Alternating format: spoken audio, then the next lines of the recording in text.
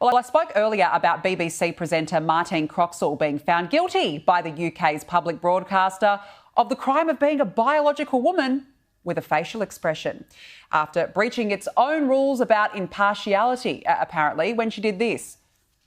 London School of Hygiene and Tropical Medicine has released research which says that nearly 600 heat-related deaths are expected in the UK.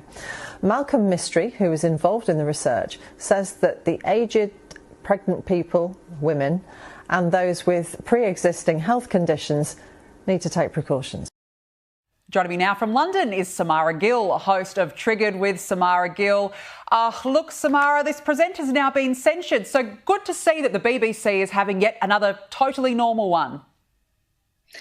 Yes, because of the, hi, Danica. I wanted to just jump into this. The smallest eye roll after reading a script that called pregnant women pregnant people. Really?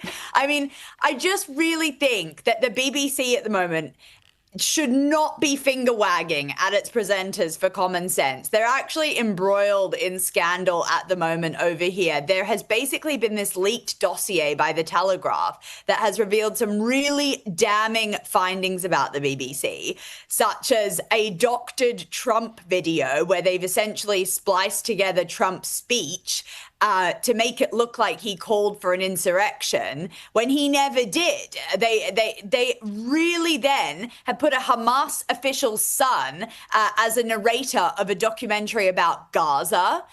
They've also been found to have a LGBTQ wing that has been actively pushing a message that is not conducive with basically doing a fair representation of what LGBTQ is. So they've actually been pushing a lot of propaganda out. There's basically a 17-page dossier that has come out. But apparently, no, Martine Croxall, for rolling her eyes, is the one that needs to be held accountable. No one ever gets held accountable at the BBC for the big things, but the small things about trans people, sure, yeah, absolutely. Someone needs to be held accountable for that. Yeah, the crime of a facial expression. Who would have thought, Samara? But that's where the BBC is at. Extraordinary.